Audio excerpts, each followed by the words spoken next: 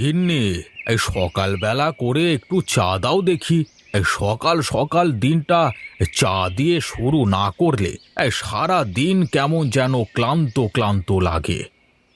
আমার এখন ভালো লাগছে না। আমি চা দিতে পারবো না। তোমাকে সেই কতদিন ধরে বলছি একটা কাজের লোকের ব্যবস্থা করো। আমার কথা তো তোমার কানেই যায় না। আরে আমি তো সেই কবে হরিকে বলে রেখেছি একটা কাজের লোক খুঁজে দিতে, কিন্তু হরি অসুস্থ দেখে ও নিজেও আসতে পারছে না, আর লোকেরও ব্যবস্থা করে দিতে পারছে না। তাহলে আর কি, এখন থেকে চা না খেয়ে থাকবে। আমি চা বানাতে পারবো না। আর আজকে থেকে রান্নাও বন্ধ। নিজে নিজে রান্না করে খাবে, থালা বাসন মাজবে, জামা কাপড় পরিষ্কার করবে। আজ থেকে সব কাজ তুমি নিজে করবে। এই দেখেছো কাণ্ড, বলে কি! আরে আমি হলাম এই এলাকার একমাত্র জমিদার, আর আমাকে দিয়ে তুমি এসব করাবে? কেমন জমিদার সে আমি জানি। কাজের লোক থেকেই তো জমিদার হয়েছো, পরের সম্পত্তি লুট করে। হরি না আসা পর্যন্ত আবার আগের রূপে ফিরে এসো। আচ্ছা ঠিক আছে, আমি কাজের লোকের সন্ধানে যাচ্ছি। তার আগে তুমি আমাকে এক কাপ চা তো করে খাওয়াবে। ঠিক আছে, আজকে চা করে দিচ্ছি। তবে এরপর থেকে কিন্তু আর দেব না, এ কথাটা যেন মনে থাকে। আচ্ছা আচ্ছা, থাকবে থাকবে। এখন যাও তো দেখি, এক কাপ চা করে আনো। আমারও পরানো যাহা চায়, তুমি তাই, তুমি তাই গো। আমারও পরানো যাহা চায়, তোমা ছাড়া আর এ জগতে মোর কেহ নাই, কিছু নাই গো। আমারও পরানো যাহা চায়।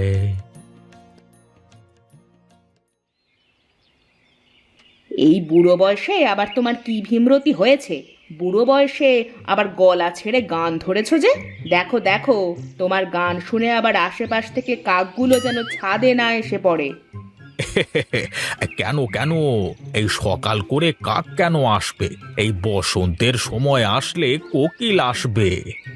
কাকেরা তো তোমার আপন ভাই। তাই তো তোমার গলা আর কাকের গলা একদম এক রকম। এই যে চা রাখলাম এখানে, খেয়ে নিও। আমি নিচে গেলাম। আরে সারা গ্রামের মানুষ আমার চোখ দেখলে কাপড় ভিজিয়ে ফেলে, আর আমার গিন্নি কিনা আমাকে চেপে দিয়ে মেপে দিল। এই তুমি কি বললে?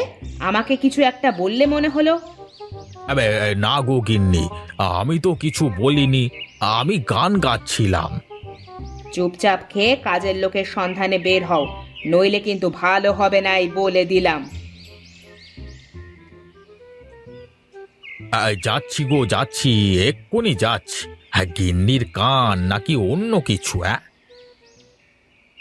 যাই যাই, গিয়ে দেখি কাজের লোকের কোনো ব্যবস্থা হয় কিনা। কি দিনকাল এলো রে বাবা, আমাকে যে যেতে হচ্ছে কাজের লোকের সন্ধানে। ওহ!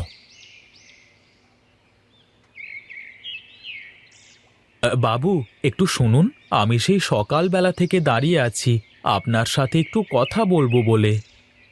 কে তুমি? তোমাকে তো এর আগে কখনো দেখিনি এই এলাকায়। আগে বাবু, আমার বাড়ি ওই দক্ষিণ দেশে। লোকের মুখে আমি শুনেছি আপনার কথা। আপনার মতো দয়ালু মানুষ নাকি আর কোথাও নেই। তাই অনেক আশা নিয়ে অনেক দূর থেকে আপনার কাছে এসেছি। আচ্ছা, এবার কাজের কথায় আসো দেখি।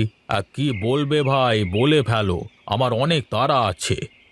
বাবু, আসলে আমার ঘর বাড়ি সব নদীর ভাঙনে হারিয়ে গেছে। আমার কোনো থাকবার জায়গা নেই, কোনো কাজ নেই। যদি আমাকে একটু আশ্রয় দিতেন, আমি বাড়ির সব কাজকর্ম পারি। আরে, এটা তো মেঘ না চাইতেই জল। সৃষ্টিকর্তা যেন ওকে আমার জন্যই পাঠিয়েছেন। কিন্তু আগে দেখে নি বেটা সব কাজ পারে কিনা। তা তুই বাড়ির কোন কোন কাজকর্ম পারিস? এই তো বাবু, রান্না করা, কাপড় কাচা, বাসন মাজা, আমি বাড়ির সমস্ত কাজ পারি। একবার আমাকে আশ্রয় দিয়ে দেখুন না। আচ্ছা আচ্ছা, ঠিক আছে, আয় আয়, আমার সাথে আয়। আয়, এই দেখো, এইটা হলো তোমার শোবার ঘর। আর সামনে যে ঘর দেখছিস, ওই ঘরে আমি আর আমার স্ত্রী থাকি। আর তোর ঘরের পাশে হচ্ছে রান্নাঘর। আজ থেকে বাড়ির সব কাজ তুই করবি, কেমন? আপনাকে অনেক ধন্যবাদ বাবু। লোকের মুখে শুনেছিলাম আপনি নাকি অনেক দয়ালু। আজকে দেখেও নিলাম আপনার এই উপকার আমি সারা জীবনেও ভুলব না। হয়েছে হয়েছে, এখন থাম দেখি। এই প্রশংসায় পঞ্চমুখ হতে হবে না। গিন্নি, এদিকে এসো। কি হয়েছে? এখানে এত ঘ্যাচর ঘ্যাচর করছো কেন, হ্যাঁ? এই দেখো, আমাদের নতুন কাজের লোক। ও বাড়ির সকল কাজ পারে। আজ থেকে বাড়ির সব কাজ ও দেখাশোনা করবে, কেমন? ও আচ্ছা, নাম কি তোমার? বাসা কোথায়? আমার নাম গোপাল মালকিন। আমি ওই পশ্চিমের দেশ থেকে এসেছি। আমি লোকজনদের মুখে আপনাদের অনেক নাম শুনেছি। শুনেছি আপনারা নাকি অনেক দয়ালু। নদীর ভাঙনে আমার ঘরবাড়ি সব ভেঙে গেছে, তাই এসেছিলাম একটা কাজের সন্ধানে। হ্যাঁ, তা বাবু বাবু আমাকে সেই কাজটা দিয়ে দিয়েছেন। লোকের কাছ থেকে আর কি কি শুনেছিস তুই? ভালো করে তো আপনার বিষয়ে অনেক কথা বলে, যা বলতে শুরু করলে তো শেষ করা যাবে না। তুই বল দেখি, আমি শুনি। আমি এই গ্রামে ঢুকে একটা চায়ের দোকানে বসেছিলাম। কয়েকটা লোক আমার কাছে জিজ্ঞাসা করলো আমার পরিচয় কি। আমি আমার সব ঘটনা খুলে বললাম। তারপর ওরা বলতে শুরু করলো আপনি নাকি অনেক দয়ালু। বিপদে আপদে এই গ্রামের মানুষের পাশে এসে দাঁড়ানো আপনার অভ্যেস। গ্রামের অসহায় দরিদ্র মানুষদের নাকি আপনি অনেক সেবা করেন, আরও অনেক কিছু। থাক থাক, আর বলতে হবে না। তোর কথা শুনে আমার চোখে জল চলে এলো রে। যা, ঘরে গিয়ে বস, আমি তোর জন্য শরবত বানিয়ে দিচ্ছি। এই তো কাজ হচ্ছে। সূচ হয়ে ঢুকেছি, ফাল হয়ে বের হব। না না মালকিন, আপনি কি বলছেন এসব? আপনি কেন আমাকে শরবত বানিয়ে দেবেন? আপনি ঘরে গিয়ে বিশ্রাম করুন। আমি আপনার জন্য শরবত বানিয়ে দিচ্ছি। কাজের লোক নেই। আপনি অনেক পরিশ্রম করেছেন। এখন থেকে আপনাকে আর কোনো কাজ করতে হবে না। গিন্নিমা, সব কাজ আমি করব, আপনি শুধু বিশ্রাম করবেন। ঠিক আছে ঠিক আছে, তা আমার জন্য এক কাপ চা করে আনিস। আমি ছাদে গেলাম। আমি চলে এসেছি দাদা, আর বেশি দেরি নেই। একবার যখন এই বাড়িতে ঢুকতে পেরেছি, তখন আমি তোমাকে এই গ্রাম ফিরিয়ে দেব। নীলকান্ত যেভাবে তোমার বিশ্বাসের সুযোগ নিয়ে সব সম্পত্তি ওর বউয়ের নামে করে নিয়েছিল, আমিও এখন ওর বউয়ের বিশ্বাসের সুযোগ নিয়ে সব সম্পত্তি আবার তোমার নামে করে দেব।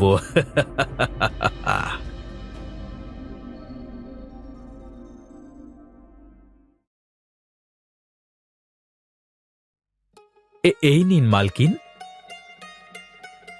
আপনার জন্য শরবত বানিয়ে নিয়ে এসেছি। একবার খেয়ে দেখুন কেমন হয়েছে। বাহ গোপাল, তোর হাতের শরবতের যে জাদু আছে রে। শুধু শরবত নয়, আমার হাতের রান্নাতেও জাদু পাবেন। একবার শুধু বলুন কি রান্না করব। অনেক দিন ধরে বিরিয়ানি খাই না। যা, বিরিয়ানি রান্না করে দেখা আজকে। কি বিরিয়ানি খাবেন? তা কাচ্চি মোরগ পোলাও নাকি মাটন বিরিয়ানি? বাহ, তুই বিরিয়ানির এত রকম পদ বানাতে পারিস? পারিবারিক এমন কোনো কাজ নেই যে আমি পারি না। শুধু একবার হুকুম করবেন, দেখবেন সব হাজির। আজকে মোরগ পোলাও বানা, অন্যদিন বাকি সব বানাস। আচ্ছা ঠিক আছে, আমি এখনই বানিয়ে দিচ্ছি।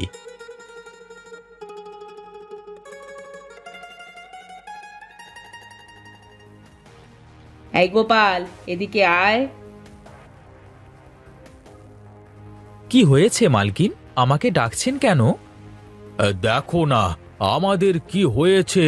হঠাৎ করে বিছানা থেকে উঠতে পারছি না আমরা। যা যা, তুই গিয়ে বৈদ্যকে ডেকে নিয়ে আয়।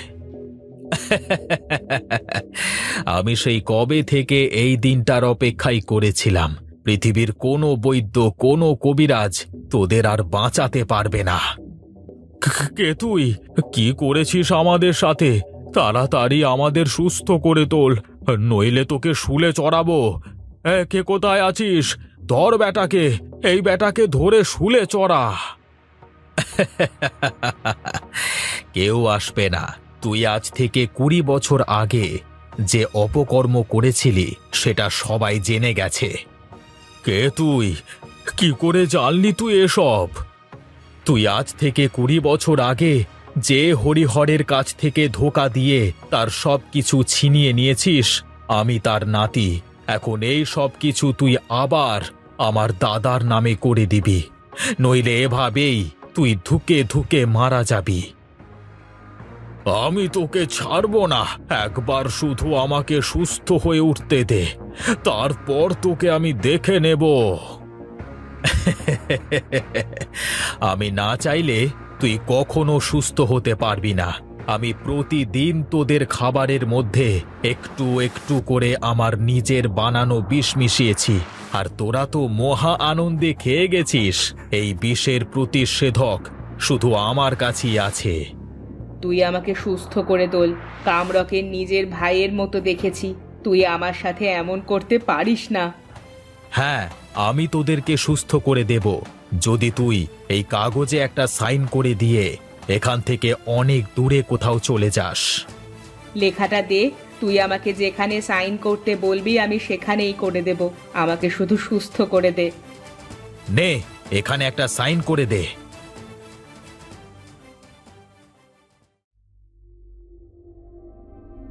এই নে, এই ওষুধটা রাখ। প্রতিদিন সকালে ওটা দুজনেই খাবি, তাহলে আস্তে আস্তে এই বিষের প্রভাব কেটে যাবে। তোমার বাড়ি, আমি বলেছিলাম না তোমার বাড়ি তোমাকে আমি ফিরিয়ে দেব। আজ আমি আমার কথা রেখেছি। সত্যি দাদু ভাই, তুই ধন্য। তোর কোনো জবাব নেই। ভাই, ভাই রে, আমার বুকে আয়। দাদু ভাই, আমার বুকে আয়।